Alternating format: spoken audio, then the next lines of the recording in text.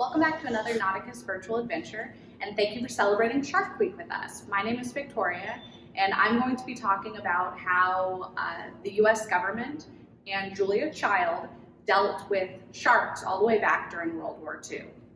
So there was a lot of fear surrounding shark attacks and man-eating sharks during World War II due to just a couple instances where military personnel had encountered sharks in the wild.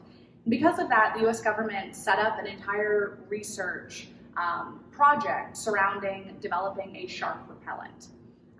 And Julia Child was actually the executive assistant for this project as she worked under what was called the OSS, so the pre-CIA. And they worked very heavily researching into shark behaviors, and trying to find some sort of chemical that would actually repel sharks. They did discover something that was fairly effective in laboratory testing. It was copper acetate, and it was about 60% effective in the lab. But when they actually went to test it out in the wild, where more similar to the way it would have been used by military personnel, they wanted to attach basically a cake of the repellent into a little box that could be put on life preservers or attached to a pilot or other military personnel's arm, so that when they were sitting in the water, it would repel the sharks for 6 to 7 hours. And we're going to demonstrate why that didn't work as well as they were hoping when it was actually field tested.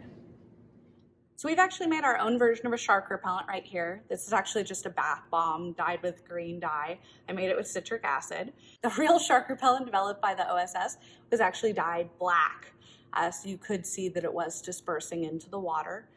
But we have a little tiny piece here that I'm going to drop in to mimic what would be on a person's life vest. And you can see it's dissolving and disintegrating.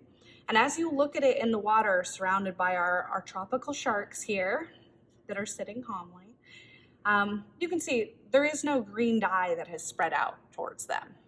The dye never really encounters the sharks. The dye is not really left in the water. It has dispersed for the most part.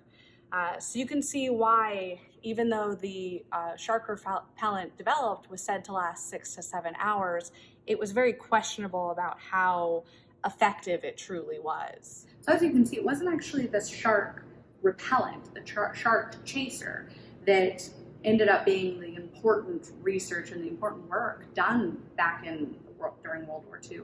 It was actually the research itself. That research really paved the way, and the US Navy has donated a lot of money since then to keep researching sharks and making sure that they understand them, as well as other creatures of the ocean that they travel through. So to finish up, I really want to read a page from our Shark Sense book that was written back in 1944, so the same year our battleship Wisconsin was commissioned. And in this, they say, "The thing to keep in mind, don't believe anyone's shark story, even if he can show you the ocean in which it happened. A shark is a fish, and a fish story quickly gets out of hand. All fish stories are not lies, but very few are ever handicapped by statistics." I think we can all easily understand how true that is, especially looking at movies like Jaws and other scary things. It would appear that sharks are this voracious creature when actually they're just another fish in the ocean. You're very likely to ever encounter one, and if you do, it's just kind of living its life and minding its own business. So thank you for tuning in to another one of our Shark Week videos, and we hope to see you back at our next one.